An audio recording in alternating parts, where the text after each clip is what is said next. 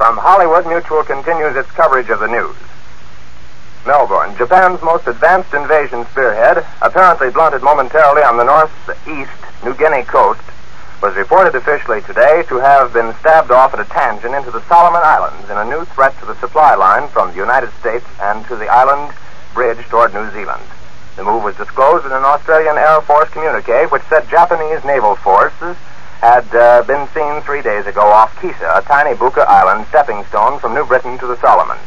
There was no definite indication whether the Japanese landing at Buka was completely definite, but it was recalled that several times earlier Japanese planes have been scouted in that area of the Solomon Islands and New Zealand. And that's the news from here.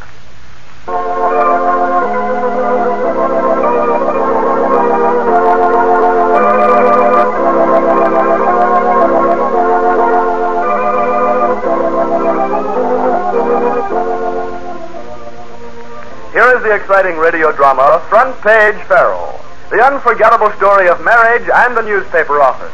The story of a handsome, dashing young star reporter on one of New York's greatest newspapers and the girl he marries on impulse to save her from throwing herself away on a rich man twice her age.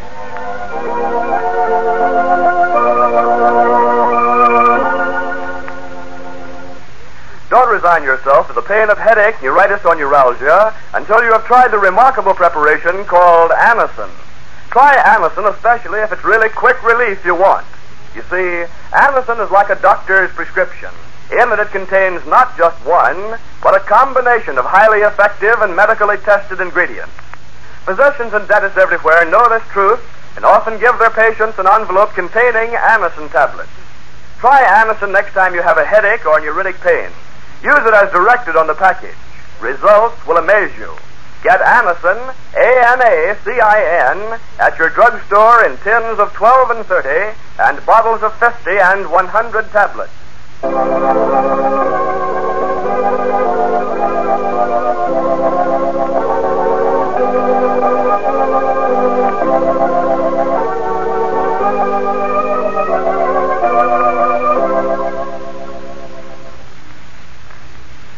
And now, Front Page Farrell.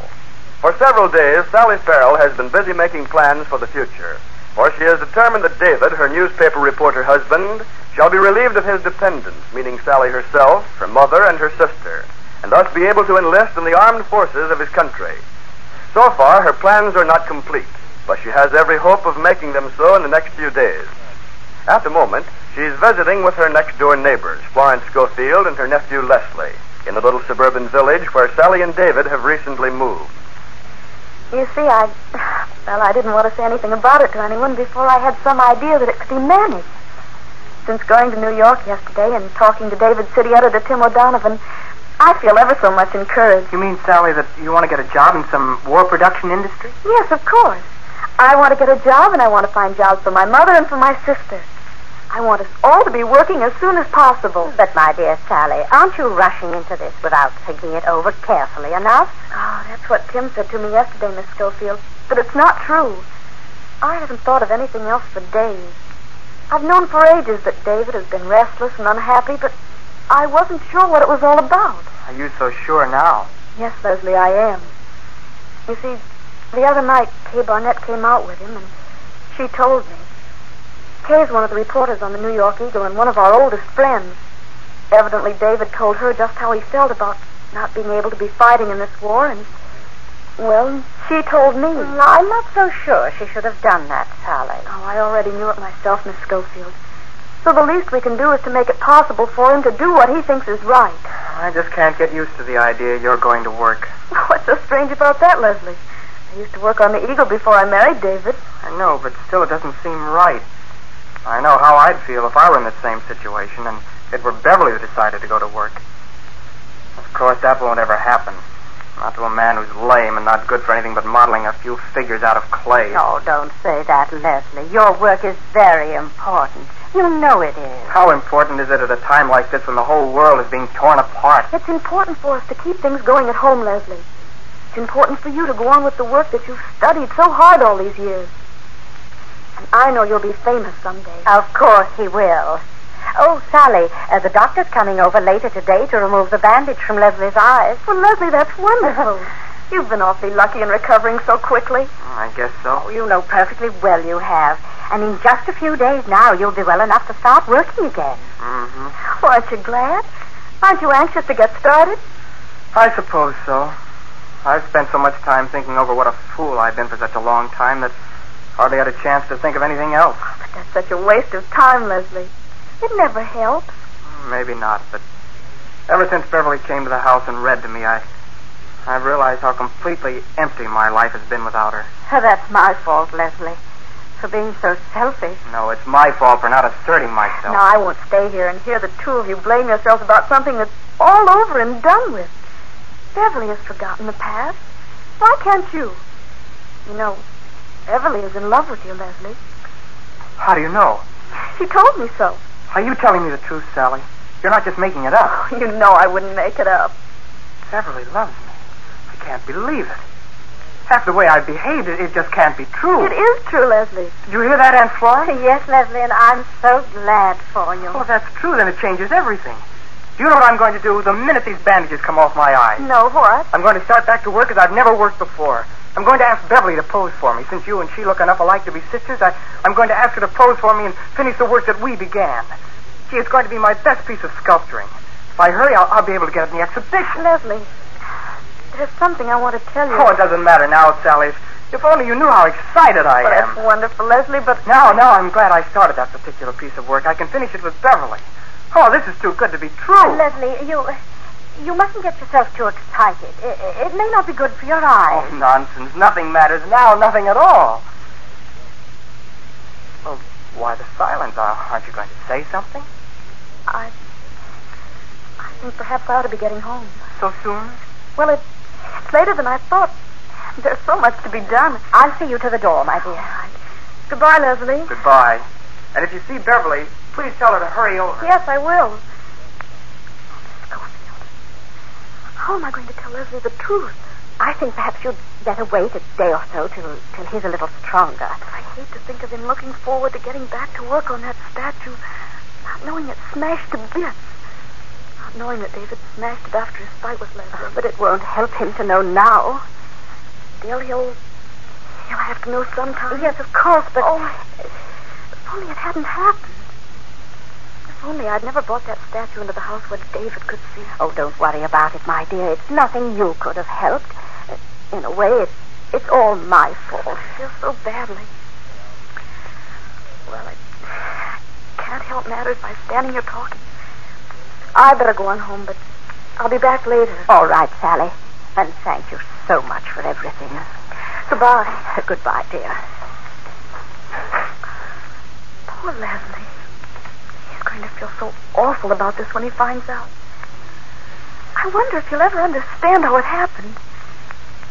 I tried to tell him just now, but he stopped me and I saw how happy he was. I just couldn't.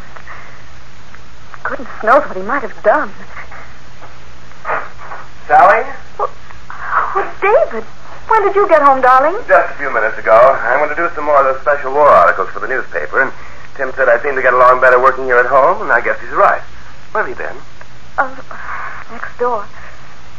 David, I'm so upset about Leslie. Is he worse? No, his eyes are much better. It's about his work. What about it? He told us he was going to finish the statue he started of me. He's going to get Beverly to pose for him so he can finish it. Oh, he doesn't know it's smashed? No, and I didn't have the heart to tell him. David, I don't know how I ever will be able to tell him. Well, tell him the truth, dear.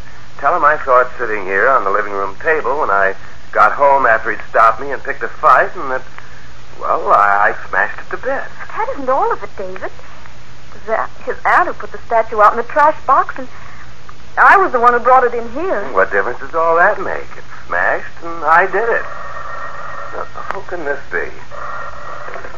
Hello? Hello. May I speak to Mrs. Farrell, please? Oh, yes. Is this you, Tim? Yes, David. You want to speak to Sally? Please. Well, just a minute. You, Sally. Tim O'Donovan. Oh, thanks, David. Hello, Tim?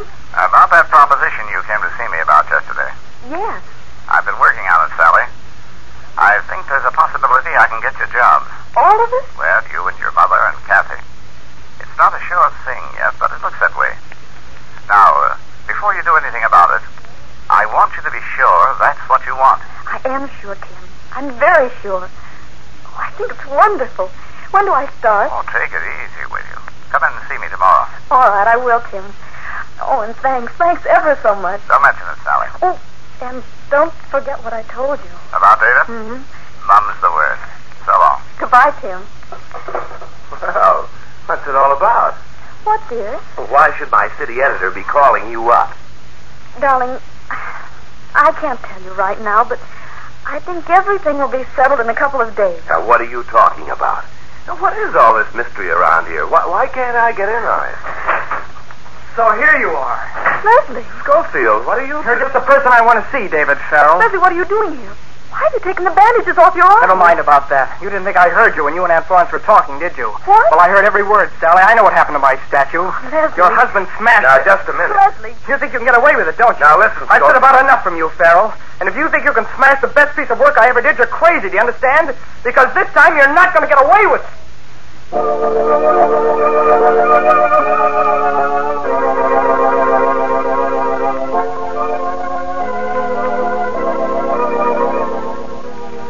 And so Leslie, in a fury of rage, stormed over to the Farrell home, tearing the bandages from his eyes.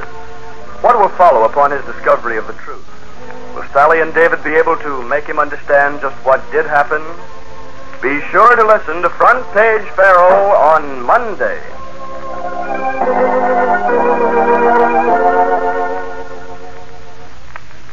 Now, I'm sure there are many people listening to me who at some time or other have been given an envelope containing Anacin tablets by their dentist or physician. But there may be some of you who have not tried Anacin for relief from a headache pain or pains of neuritis or neuralgia. And if you're one of them, I want to tell you why thousands of people are now using this way in preference to all others. And that is because Anacin's action is effective and incredibly fast when taken as directed on the package. The reason is that Anacin is like a doctor's prescription. That is, it's a combination of medically proven and highly regarded active ingredients. And you know that when your doctor makes out a prescription, it usually contains not just one ingredient, but several. So the next time you want really fast relief from the pain of a headache, neuritis, or neuralgia, step into any drugstore and ask for Anacin, spelled A-N-A-C-I-N. You'll be astonished at what it does. Try it on the proposition that the first few tablets must give complete satisfaction, or you may return the portion, and the small amount you paid will be instantly refunded.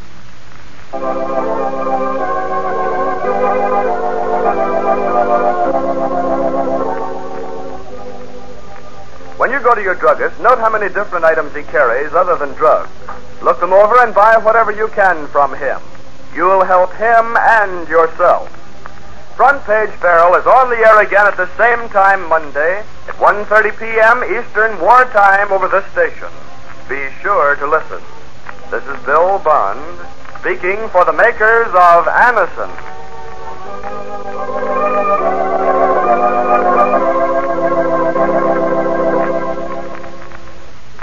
Ladies, remarkable no-rubbing Aero Wax costs only pennies per room and gives you sparkling, new-looking wax floors for old in 6 to 9 minutes.